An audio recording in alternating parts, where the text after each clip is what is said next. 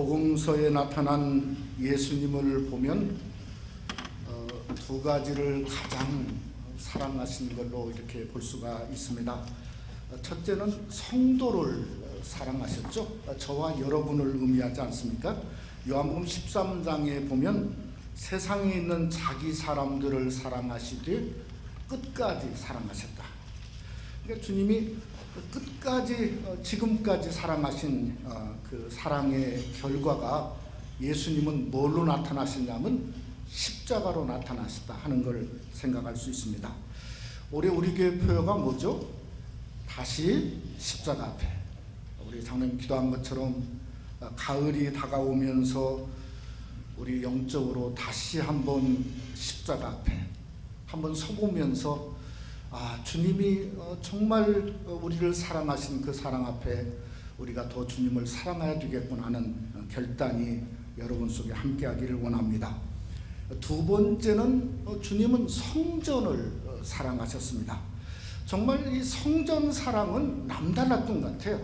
그래서 요한복음 2장에 보면 공생애를 시작하면서 성전에 들어가셔서 성전을 청결하신 내용으로 시작하지 않습니까? 예수님의 많은 사역은 갈릴리에서 행하셨습니다. 그러나 성경 전체를 보면 그 마음의 중심은 역시 성전이었고 예루살렘의 성전에 있었다는 거죠. 그래서 마지막 한 주간의 행적이 거의 다 예루살렘 성전을 떠나지 않고 계신 것을 우리가 볼 수가 있습니다. 주님이 그렇게 성전을 사랑하신 그 결과가 뭘까? 저는 같은 성전이라고 생각합니다. 근데 같은 성전인데 그 같은 성전이 예루살렘 성전이 아니고 어떤 성전이냐면 주님의 이름을 가진 주님의 성전이죠. 그리스도의 성전. 마태복음 16장에 보면 베드로가 주는 그리스도시요 살아계신 하나님의 아들이시니다는 신앙 고백 위에 주님이 말씀하셨습니다. 내 고백 위에 내 반석 위에 나의 교회를 세우겠다. 그러니까 주님의 교회가 세워지고 그게 음부의 권세가 이기지 못할 것을 성경은 말씀하고 있다는 거죠. 그러니까 우리가 이 요한계시록 2장으로부터 3장까지 보았던 그 아시아의 7교회는 다름 아닌 누구의 교회냐면 주님 예수님의 교회입니다. 오늘은 이 마지막 7번째인 라오디게아 교회를 성경에서 기록하고 있습니다. 근데 7번째가 마지막 교회인데 이것만 마지막이 아닌 것 같아요. 왜 그런가 하면 요한계시록 4장에 보면 사도 요한들을 하나님이 부르십니다. 이리로 올라오라. 그러니까 이 천국의 열린 문에 따라서 천국에 올라가지 않습니까? 그런데 올라가서 보니까 거기도 교회가 있었어요. 근데 요한계시록 4장에 보면 그 교회는 땅에 있는 지상교회가 아닌 어떤 교회였죠? 천상교회였다는 거죠. 그러니까 오늘 라오디게아 교회는 무엇을 얘기하냐면 상징적으로 지상교회의 마지막을 성경은 뜻하고 있다는 거예요. 그렇다면 우리가 좀 오늘 본문을 새롭게 보아야 될 것 같습니다. 왜 그런가 하면 주님이 그토록 자기의 몸을 주어서 사랑했던 교회를 마지막에 뭐라고 말했죠? 토하여 내치리라. 토해버리고 문을 닫으실 분이 우리 주님이실까? 여러분 어떻게 생각하세요? 지금까지 여러분 인생을 살면서 주님이 토하여 버리고 끝내신 분이셨나? 결코 그럴 수 없죠. 저는 그렇다고 한다면 오늘 이 라오디게아 교회를 향해서 말씀하신 이 본문의 문자적 뉘앙스와 주님의 마음적 뉘앙스는 전혀 다르다고 생각해요. 오늘 16절에 보니까 미지근하여 내 입에서 너를 토하여 내친다고 말씀하지 않았습니까? 그러니까 이미 우리 성도가 어디 있냐면 주님의 몸속에 있어요. 입속에 있단 말이에요. 그러니까 입속에 있는 것을 한 몸 된 것을 주님은 결코 내칠 수 없다고 하는 그 주님의 고백이고 영적인 번민이고 아픔의 표현을 말씀하고 있다는 거죠. 오늘 20절에도 똑같이 말합니다. 문 밖에서 두드리는데 서서 두드리는 주체가 누구냐면 바로 그게 주님이시죠. 여러분 주님이 우리의 문을 지금도 두드리셨기 때문에 포기 않고 두드리셨기 때문에 주님이 오늘 또 통해서 우리가 하나님 전에 나오지 않았습니까? 그러니까 주님의 인내와 사랑의 표현을 성경에서 말씀하고 있다는 거죠. 우리 성도는 그 주님의 두드림을 깨닫는 게 그게 은혜이지 않습니까? 그래서 사도 바울은 그 주님의 놀라운 은혜를 깨닫다가 고린도전서 15장에 뭐라고 말씀했어요? 나의 나된 것은 즉 하나님의 은혜라, 나와 함께 하신 하나님의 은혜라고 고백하지 않습니까? 그러니까 마지막 교회도 저는 뭐만 남냐면 은혜만 남는 것 같아요. 여러분의 삶에도 은혜만 남고 여러분의 인생을 어떤 인생을 산다 할지라도 사실은 은혜만 남기시는 여러분이 되시기를 주님의 이름으로 축원합니다. 그러게 오늘 이 마지막에 그리스도의 나타나심도 전혀 달라요. 뭐라고 14절에 말하냐면 창조의 근본이시니까. 여러분, 창조가 어떻게 됐죠? 무에서 유를 만드셨어요. 그러니까 아무리 라오디아 교회가 그저 뭔가 영적으로 약하고 어두웠다 할지라도 마치 무에서 유를 만드신 것처럼 창조의 근본이신 주님이 다시 한번 이 교회를 새롭게 하겠다는 주님의 패션이 있는 거죠. 21절에 보니까 상급도 무엇을 주신다고 그랬냐면 내 보좌에 함께 앉게 하겠다. 주님의 보좌를 거셨습니다.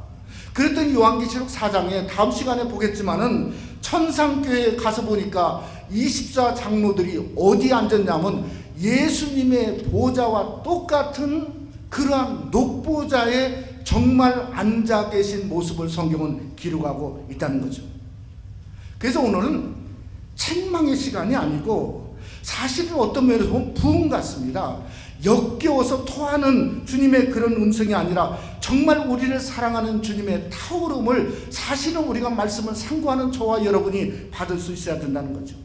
우리가 오늘 본문을 상고하면서 정말 주님의 그저 근본의 창조의 그 본자 근본이신 그 주님의 밑부심이 말씀을 상고하는 여러분 속에도 함께할 뿐만 아니라 우리가 진정한 예수 그리스도가 우리의 신앙의 본질이고 주님의 교회의 본질인 것처럼 우리도 말씀을 통해서 우리의 본질이 그리스도 예수로 가득 차게 넘치는 귀한 시간이 되시기를 주님의 이름으로 축원합니다.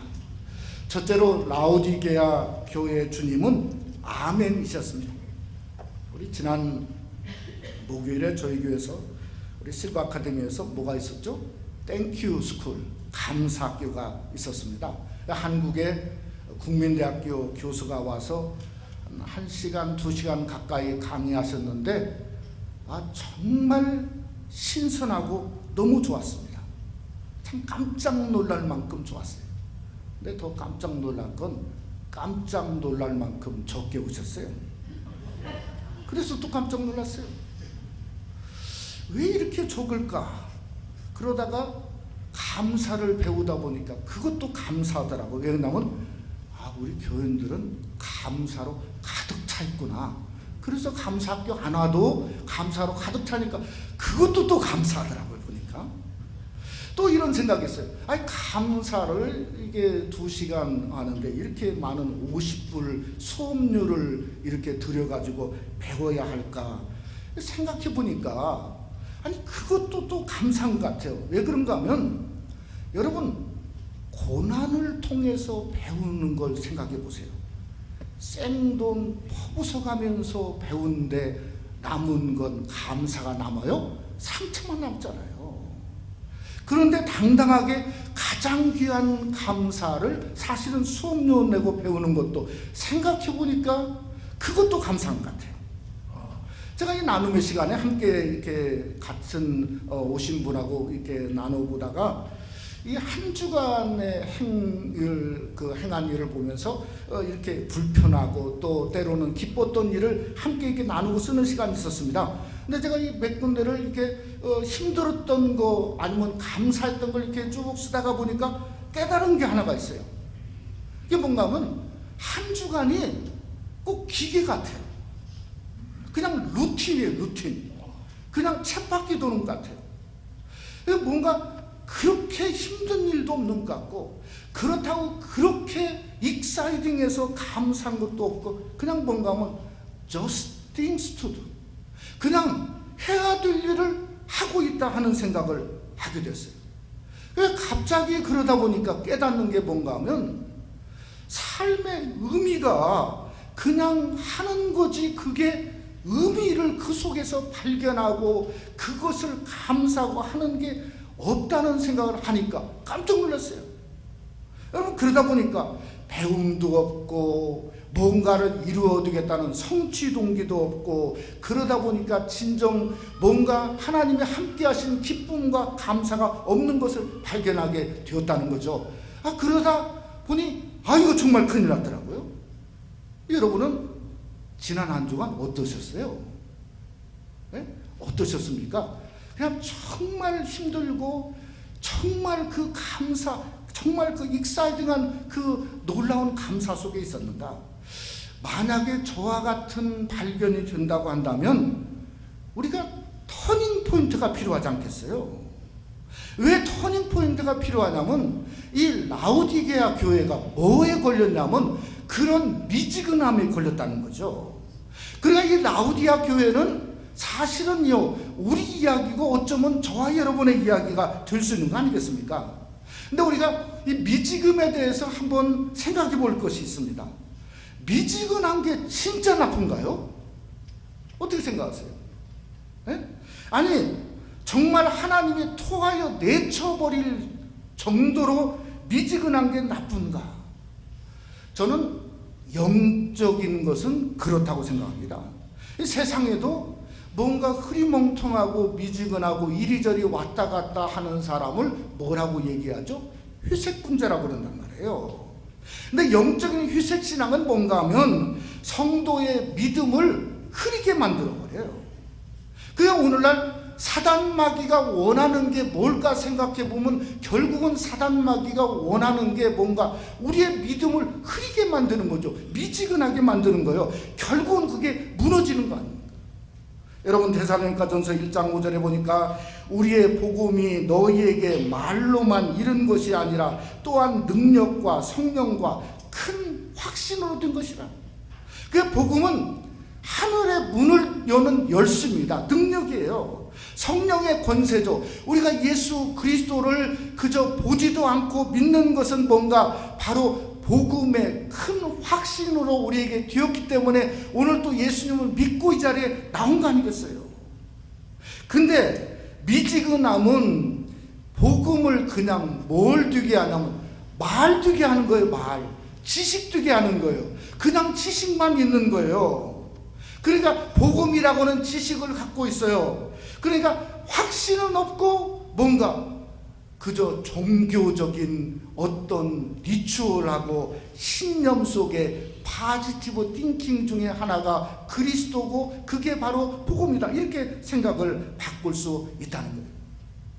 여러분, 이스라엘 민족이 무엇 때문에 망했냐면 미지근한 것 때문에 망했어요. 우리 하나님이 이스라엘 민족을 젖과 꿀이 흐르는 땅으로 만들어서 주셨지 않았습니까? 그 국가가 왜 무너졌냐? 무슨 지진이 나서 무너진 것도 아니고 그저 정치를 잘못해서 무너진 것도 아니고 어떤 외세적인 환란으로 무너진 것도 아니에요. 뭔가 미지근함이라고. 누가 얘기했냐면 엘리야 선지자가 갈멜산에서 백성들에게 말했습니다.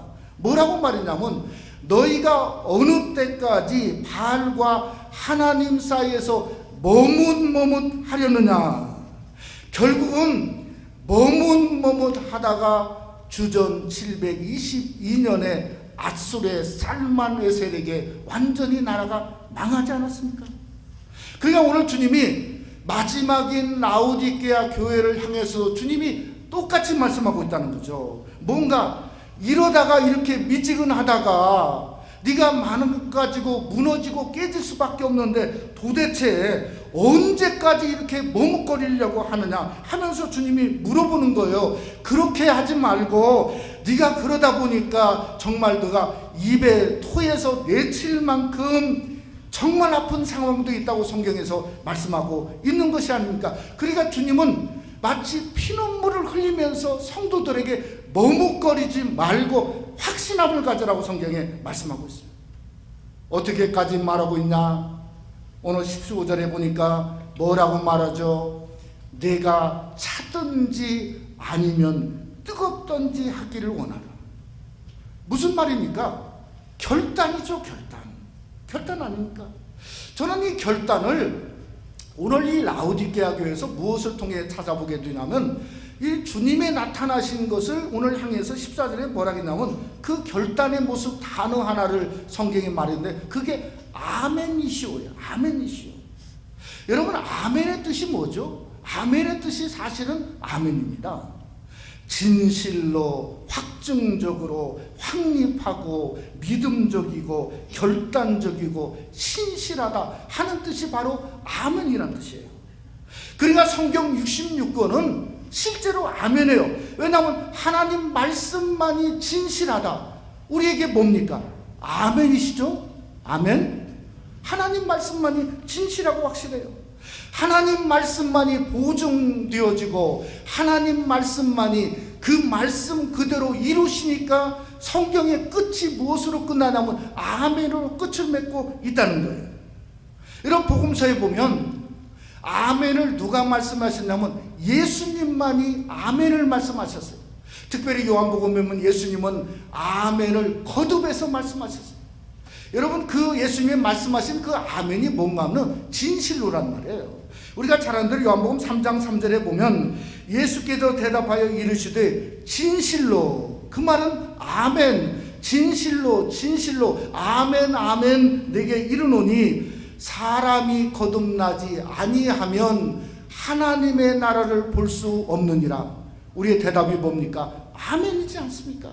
거듭나야만이 천국에 들어갈 수 있다는 거죠. 그러니까 오늘 성경에서 말하기를 정말 하나님의 말씀만이 진리고 하나님의 말씀을 그대로 확증하고 따라야 되는 결단과 확신이 주님은 아멘인데, 그 아멘이 라오디게아 교회에 오게 되었다는 거죠.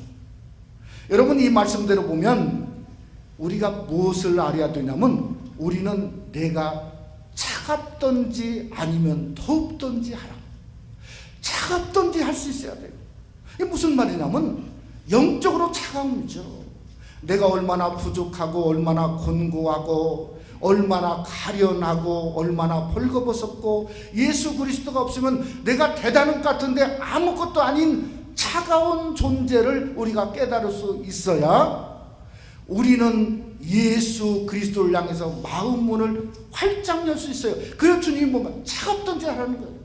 그럼 더욱던지 하라는 건가? 더욱던지는 사실은 우리 뜨거움이 신앙의 뭔가 발화점입니다. 뜨거우라는 거죠. 여러분, 에베소 교회에 말씀한 건 뭡니까? 에베소 교회는 처음 사랑을 버렸으니까 사랑으로 뜨거워라고 성경은 말씀하고 있죠. 서문학 교회는 뭔가 충성에, 죽도록 충성하라, 충성의 뜨거움을 주님이 말씀하고 있어요. 버가모 교회는 믿음의 뜨거움을 성경에서 요구하고 있어요. 두아드리아 교회는 회개의 뜨거움을 말씀하고 있습니다. 또 죽은 사대 교회는 뭔가 일곱 영으로 뜨거워라고 말씀하고 있습니다. 필라델피아 교회는 지난 시간에 보았죠. 적은 능력이지만 하나님의 말씀으로 뜨겁기를 원했다고 성경은 말씀하고 있습니다. 그러니 거기에서 그대로 하겠습니다는 무엇이 필요합니까? 우리에게 아멘이 필요한 줄 믿으시기를 주님의 이름으로 축원합니다. 그래서 아멘이에요. 오늘 라오디게아 교회는 무엇이 필요하냐면 아멘의 뜨거움이 필요한 거예요. 주님이 충성된 것처럼 나도 충성되게 돼야 되겠다. 우리의 대답이 뭡니까? 아멘이시죠? 아멘? 주님이 충성되니까요. 주님의 말씀에 아멘이신 것처럼 주님이 말씀하시는 어떤 상황이라도 나는 아멘하며 가겠습니다 하는 확신이 우리에게 있어야 될 줄 믿습니다. 그게 아멘이죠. 주님이 창조의 근본이신 것처럼 우리 신앙의 본질과 근본도 뭔가 주님 한 분만 있게 하겠습니다. 우리의 마음속에 아멘으로 응답할 수 있어야 된다는 거죠. 주님이 그저 계속 서서 문을 두드리시면서 여기까지 우리를 오게 하신 것처럼 우리도 주님의 그 열정에 따라 사는 아멘이 우리에게 있어야 된다는 거죠.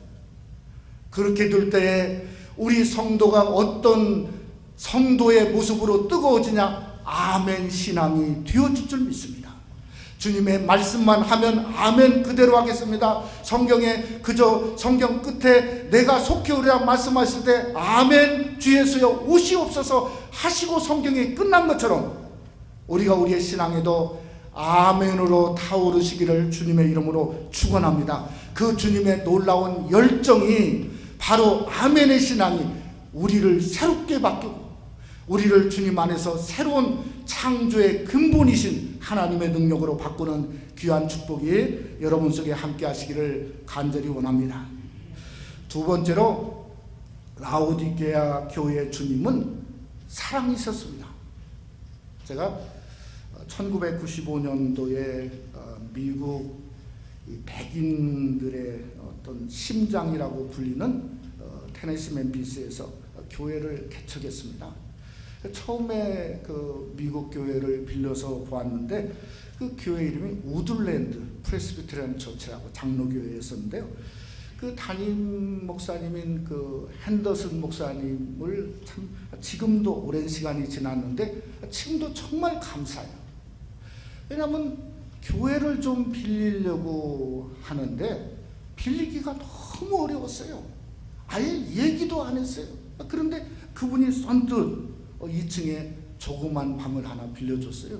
얼마 있다 보니까 그게 꽉 차서 안 돼가지고 이제 커지니까 이렇게 가서 이야기를 했더니 그러면 강당을 써라고. 그래서 그 학교까지 같이 교회가 있었는데 거기에 강당을 빌려줘서 강당을 이렇게 쓰게 되었습니다. 근데 한 1년 정도 되었는데 하루는 이 핸더슨 목사님이 저에게 와서 하는 말이 자기 당위에서 큰 결정을 하나 했다고 그래요. 그래서 제가 깜짝 놀랐어요. 무슨 결정을 했나? 혹시 나가라는 결정을 했나? 하도 한국 사람들이 김치도 먹고 뭐 이렇게 냄새를 풍기지 않습니까? 그런데 하는 말이 주일날 대예배를 우리와 한거 자기들과 똑같이 대예배 함께 예배를 드리는 걸로 그렇게 우리 그 결정을 했는데 우리 보고 어떻게 했냐고. 그래서 너무너무 좋죠. 그래가지고 그 목사님 영어로 설교하고 저는 한국말로 통역하고 성가대는 2번 한국말 영어로 찬양하고 뭐 이런 식으로 해서 참 은혜롭게 예배를 드린 기억이 있습니다. 한 번은 그러고 나서 며칠 이렇게 한참 됐는데 이분이 그 어느 그 장로교 교단 노이에 아마 갔다 오신 모양이에요. 갔다 와서 저를 사무실로 부르면서 하는 말이 자기 교회가 노이에서 가장 아름다운 교회로 최고 평가를 받았다고 너무 좋아하세요. 그 이유가 뭔가 하면 한국 사람들에게 교회를 빌려줬다는 거예요. 또 하나는 주일 대예배에 한국 사람과 함께 대예배를 같이 드린 것을 간증하고 이야기했더니 모든 그 노위원들이 얘기를 가장 당신 교회가 좋은 교회로 평가를 해줬다고 저한테 이렇게 자랑하고 이야기하는 그런 이야기를 들은 적이 있습니다. 제가 왜 이런 얘기를 하냐면 근래에 미국의 소위 KKK라고 하는 백인 우월주의는 성경적이 아닙니다. 저는 그건 사라져야 된다고 생각해요. 미국 기독교의 근본 이념도 백인 우월주의가 결코 아닙니다. 이게 뭔가 테러리즘 같아요. 미국의 유명한 지금 켈러 목사님, 미국에 계신 목사님이 바로 그 일 있고 나서 칼럼에 뭐라 했냐면 이 백인 우월주의는 테러리즘보다 더 악한 세타니즘이라 이렇게까지 얘기하고 있다는 거예요. 제가 왜 이렇게 강하게 얘기하냐면 오늘 이 라오디게아 교회의 가장 맹점이 뭔가 하면 우월주의였어요. 우월주의. 어떤 우월주의냐면 17절에 이렇게 말했죠. 나는 부자라 부요하여 부족한 것이 없다 하나. 가만히 이렇게 보면 좀 그렇게 좀 살아봤으면 좋겠어요. 그냥 넘치도록 그냥 부유해서 넘치도록 살아봤으면 좋겠어요. 참 부럽다는 생각을 하죠. 저만 이런 생각을 하는 게 아니라 시편에 본 아삽이라고 하는 성가대 지휘자도 똑같이 그런 생각을 했단 말이에요. 근데 아무리 자기가 믿어보려고 그러고 하나님 성전과 정결회가 하려고 그러는데 악인들은 훨씬 잘 되는 거예요. 훨씬 넘치게 사는, 심지어 죽을 때도 평안하게 죽는 것처럼 보이는 거예요. 그런데 이 아삽이 언제 그 실상을 깨달았죠? 여러분 성경에 보니까 시편 73편 17절 말씀에 보니까 이렇게 말했어요. 하나님의 성소에 들어갈 때야 그들의 종말을 내가 깨달았나이다. 그러니까 오늘 우리가 성전에 나온 게 얼마나 중요합니까? 우리가 본질, 우리의 실상을 영적으로 바라볼 수 있는 진정한 깨달음이 여러분 속에 있어야 된다는 거죠. 근데 주님은 성소에 들어갈 필요가 없었어요. 왜냐하면 주님은 우리의 모든 것을 아세요. 알파 오메가 되시고 우리의 모든 것을 아세요. 그래서 아무리 부요하고 부족한 것이 없다 하나 17절에 계속해서 말합니다. 내 곤고한 것과 가련한 것과 가난한 것과 눈먼 것과 벌거벗은 것을 뭐라고요? 알지 못하는도다.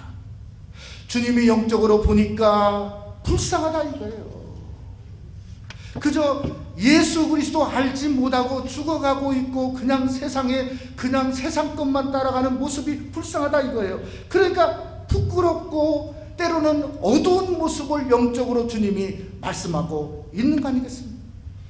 어떤 면으로 보면 우리 세상이 공평하지 않습니다. 불공평해요. 교회도 어떤 면으로 보면 어떤 교회는 막 대단히 화려하고 어떤 교회는 그냥 빌려가지고 오후 2시, 3시에 예배드리는 그런 교회도 미국에 있다는 거예요. 그러니까 그저 불공평하게 보여집니다. 그러나 한편으로 보면 영적으로 보면 너무 공평해요. 왜 그런가? 서문학교회를 보았지 않습니까? 서문학교회는 어떤 교회였죠? 찌질이도 가난한 교회였어요. 근데 주님이 말했어요. 실상은 네가 부유한 자라. 얼마나 그 교회 성도가 위로받았습니까?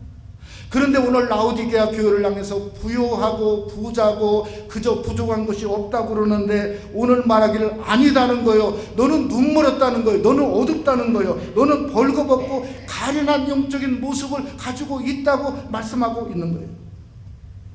그냥 가만히 생각해 보니까 욕심이 나는 겁니다. 어떻게 욕심이 나냐면 아니 장점만 전부 좀 가졌으면 좋겠어요.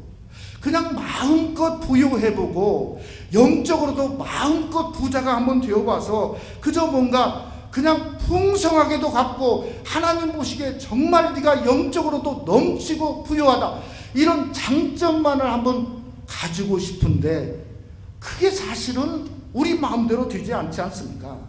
누구를 보면 아냐면 사도 바울을 보면 알아요. 빌립보서 4장에 사도 바울이 자족하기를 배웠다고 그랬어요. 그래서 하는 말이 내게 능력 주신 자 안에서 내가 모든 것을 할 수 있다. 우리가 이 말씀 잘 알죠? 우리 가정마다 크게 다 이렇게 써놓고 있잖아요. 내게 능력 주신 자 안에서 내가 모든 것을 할 수 있다. 그런데 그 다음 절에 뭐라고 말씀했냐면 빌립보서 4장 14절에 이렇게 말씀했어요. 그러나 너희가 내 괴로움에 함께 참여하였으니 마지막이 뭐라고요? 잘하였다. 그러니까 우리 마음대로 안 되는 거예요. 우리 마음대로. 그러니까 우리가 하나님께 맡겨야 되는 이유가 여기 있습니다. 뭔가 어떻게든 하나님 뜻에 합당한 성도로 때로는 괴로움으로 때로는 부요함으로 하나님 보시기에 합당한 성도가 뭔가 그게 잘한 거 아니겠어요? 그러니까 여러분이 하나님 안에서 너무 애쓰지 마세요. 너무 애쓰지 말고 하나님 뜻에 맡겨서 그 고난 중에도 잘하였다고 칭찬받는 여러분이 되시기를 주님의 이름으로 축원합니다. 오늘 이 성경 보니까 주님이 방법을 제시했어요. 왜냐하면 이 마지막 교회 그렇게 돼서는 안 되잖아요. 그러니까 주님이 무슨 방법을 제시했냐면 그 방법이 부자들이 무슨 일을 잘합니까? 마음껏 사죠. 그래서 주님도 똑같은 단어를 선택했어요. 사라 이 말이에요. 사라. 무엇을 사야 되는가? 누구에게서 사야 되는가? 이게 중요하죠. 오늘 성경이 뭐라냐? 여기에 보니까 18절에 나에게서 사라는 거예요. 누구에게 사라고요? 그리스도에게서 사라는 거예요. 첫째 살 게 뭡니까? 금을 사라는 거예요. 금. 여러분 금은 뭔가? 진짜죠. 진짜. 그러니까 연단한 금은 더 진짜 중에 진짜란 말이에요.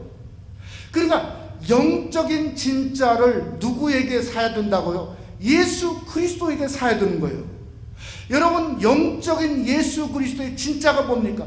사랑이지 않습니까? 하늘의 평안이지 않습니까? 저 그리스도의 영광의 영원한 영광의 빛이지 않습니까? 저 천국의 믿음의 주요 온전케 하신 이인 주를 바라보자 그 믿음의 놀라움이지 않습니까?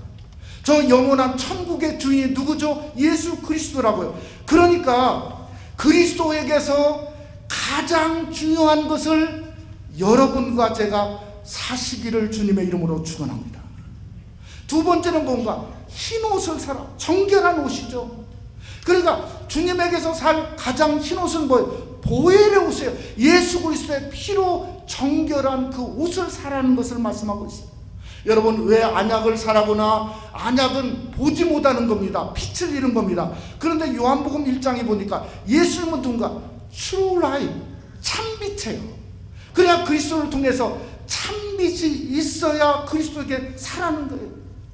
그러면 도대체 여러분의 무엇으로 주님의 그 놀라운 금과 흰옷과 그 주님의 참빛을 살 수 있을까요? 세상을 전부 다 주어도 사실은 살 수 없는 거죠. 그런데 예수님을 보면 살 방법이 나옵니다. 뭐죠? 주님은 십자가에서 피를 전부 흘리셔서 저와 여러분 우리를 샀거든요. 그러면 나도 내 중심을 주님께 드리는 거죠. 내 마음을 드리고 내 전부를 드려서 주님의 그 놀라운 금보다도 귀한 하늘의 영광을 우리가 누리고 또 주님의 보혈을 힘입고 그뿐만 아니라 주님의 참빛을 내 마음을 들여서 믿음으로 여러분 것으로 만드시기를 주님의 이름으로 축원합니다. 저는 또 욕심을 하나 더 내봤습니다. 무엇까지 사야 되는가? 20절에 보니까 예수님이 문 밖에 서서 두드리고 있어요. 이거 사고 싶어요, 이거. 왜냐하면 이거 그리스도의 열정입니다. 99마리의 양보다도 잃어버린 한 마리의 양을 찾아서 전도하고자 싶은 열정이 우리에게 있어야 되지 않겠어요? 바로 이 열정을 사고 싶은 거죠.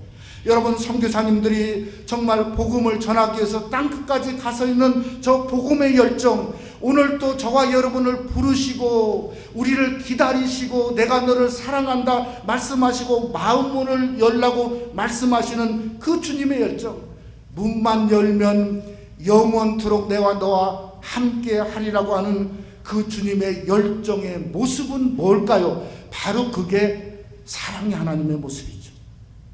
그러니까 20절에 문 밖에 서서 계시는 주님은 뭔가 사랑으로 우리에게 다가오신 주님이에요. 또 우리를 두드리고 계시는 주님은 뭔가 우리를 사랑한다고 초청하고 계시는 우리 주님의 모습이에요. 우리를 또 안 열어주니까 또 기다리죠. 성경에 고린도 13장에 뭐라 했어요? 사랑은 오래 참고 오래 참아서 여러분을 지금같이 아름답게 만드셨지 않습니까? 그러니까 주님이 오래 참으시는 사랑의 모습이죠. 문만 열면 내가 너와 함께 하리라, 사랑으로 우리에게 하나 되고 임재하겠다고는 주님의 열정이죠. 주님이 오늘 또 말씀을 통해 말합니다. 그리스도에게 나에게 와서 살아. 한마디로 나를 사라는 거예요. 나 그리스도 전부를 사라는 거예요. 그러니까 주님은 마지막 교회, 가장 어두운 교회를 제 속에는 가장 사랑하신 것 같아요. 사랑하는 성도 여러분, 여러분들이 어떤 처지, 어떤 상황이다 할지라도 여러분 마음 중심을 들여서 예수님을 사시기를 주님의 이름으로 축원합니다. 이 세상에 무엇보다도 우리 예수님이 가장 귀하신 분입니다. 예수님을 통해서 저 정금 천국을 사고 예수님을 통해서 이 세상에 무엇으로도 갈 수 없는 가장 값진 보혈의 옷을 입고 예수님을 통해서 영원한 그리스도 영광의 빛, 마음의 어두움을 몰아내고 True Light, 참빛을 내 것으로 만드는 복이 새생명 한인교회 성도에게 함께 하시기를 주님의 이름으로 축원합니다. 말씀을 마치고자 합니다. 지난 주일에 잠시 말했던 이면수 목사님 북한에 오랫동안 억류되어 있다가 캐나다에 오셔서 지난 주일에 캐나다 큰빛교회에서 말씀을 전하셨어요. 참 그렇게 은혜가 참 되더라고요. 그 말씀에 그걸 이렇게 내용을 보니까 이분이 북한에 있는데 그저 뭐 그 땅 1m짜리를 계속 파고 하다가 보니까 아무리 뭐를 신어도 이 발가락이 전부 동상에 걸렸다고 그러잖아요. 그러니까 너무 힘들으니까 원망이 막 정말 얼마나 원망이 싹트겠어요. 그때마다 하나님이 자기를 붙잡아 주셨대요. 용기를 주셨대요. 그러면서 이분이 뭐라고 했어요? 이런 말 했어요. 하루 이상 좌절해 본 적이 없다는 거예요. 이 디프레스가 하루를 가본 적이 없다는 거예요. 야, 참 놀랍죠. 우리는 아니 그분이 다 죽으신 줄 알았지 않습니까? 그러면서 자기가 그 감옥에 있는데 그게 하나님의 사랑과 연단의 시간이라고 자기는 믿었다. 이렇게 받아들였다고 말했어요. 그러면서 고백을 했습니다. 그 수십 개월 동안 뭘 했냐? 성경을 영어로 한국말로 5번을 읽으셨대요. 또 성경 구절을 700구절을 암송하게 하셨다는 거예요. 700구절을. 또 주일날 정말 믿기지 않는 얘기를 하셨어요. 주일 아침 7시에 일어나서 찬송을 3시간 하고, 또 말씀 보고 기도하고 말씀 보고 기도하다 보니까 그 예배가 아침 7시에 시작해서 저녁 7시에 끝을 맺었다고 그렇게 고백했다는 거예요. 제가요 이야기를 듣다가 이런 생각을 했어요. 아니 도대체 어떻게 그 이북의 그 철옹 같은 그 감옥 속에서 어떤 상황이었길래 아니 이 목사님에게 그런 자유를 주셨을까? 이분이 사형수였거든요. 왜 사형수였나? 20년 동안 도와줬는데 그 이유가 이번에 밝혀졌습니다. 그게 뭔가 하면요, 다른 게 아니에요. 김일성 시신을 미라처럼 해가지고 사람들 와서 절하게 하니까 이 목사님이 그랬다는 거예요. 그건 우상숭배라고. 우상숭배라고 한마디 하는 순간에 사형을 때렸대요. 그냥 그게 사형이라는 거예요. 여러분, 그게 우상숭배지 그게 우상숭배 아닙니까? 그러니까 영적으로 아침 7시부터 저녁 7시까지 찬송 부르고 예배한 것은 뭔가, 그것은 묵인이 아닌 것 같아요. 제가 보기에는 무엇을 발견했냐면 라우디아 교회를 통해서 하나 발견했습니다. 산 거예요, 산 거. 자기 목숨과 예수 그리스도를 맞바꾼 거 아니겠어요? 바꾼 거예요. 그러니까 이 감옥에 있는 사람들이 이 목사님이 훌륭하게 보이는 거예요. 귀하게 보이는, 크게 보이는 거예요. 그래서 성경도 넣어주고 예배하는데 묵인하지 않았을까 하는 생각을 하게 되었다는 거죠. 여러분, 빌립보 교회에 보면 바울과 실라가 빌보 지역에서 복음 전하다가 매를 맞고 그래도 복음 전하고, 그래서 근데 한밤중이 되었을 때 성경은 이렇게 말하지 않습니까? 사도행전 16장 25절에 말하기를 한밤중에 바울과 실라가 기도하고 하나님을 찬송하며 뭐라고요? 죄수들이 듣더라. 왜 들었을까? 큰 소리니까 들었죠. 소리가 큰 게 아니라 큰 사람 앞에서 하는 하나님의 큰 음성이니까 죄수들이 듣고 간수장이 내가 어떻게 해야 구원을 하리까 그렇게 고백하는 역사가 일어나지 않았습니까? 사랑하는 성도 여러분, 오늘 주님이 우리에게 말씀하십니다. 무엇을 말씀하냐? 나를 사랑하는 거예요. 주님 사랑하는. 어떻게 사랑? 여러분 마음과 정성을 다하여 예수님을 사시기를 원합니다. 주님의 그 놀라운 사랑을 여러분과 저의 것으로 만들고 우리 교회의 것으로 만드십시다. 주님이 그러게 지상의 마지막 교회 라우디게아 교회를 통해서 하시는, 우리에게 주는 그 마지막 말씀이 있다고 한다면 내게서 사랑, 내게서 사랑, 그 놀라운 사랑, 주님이 십자가에서 피를 흘려서 주님의 몸된 교회를 사신 것처럼 우리도 주님의 몸된 교회를 희생함으로 말미암아 이 교회를 통해서 그리스도를 만나고, 주님이 우리를 십자가를 통해서 사랑하신 것처럼 우리도 이웃을 내 몸과 같이 사랑하는 원동력이 그리스도를 살 때 저와 여러분 우리 교회 함께한 줄을 우리가 믿고 예수 그리스도를 여러분과 우리 교회 것으로 만드는 축복에 함께 하시기를 주님의 이름으로 축원합니다.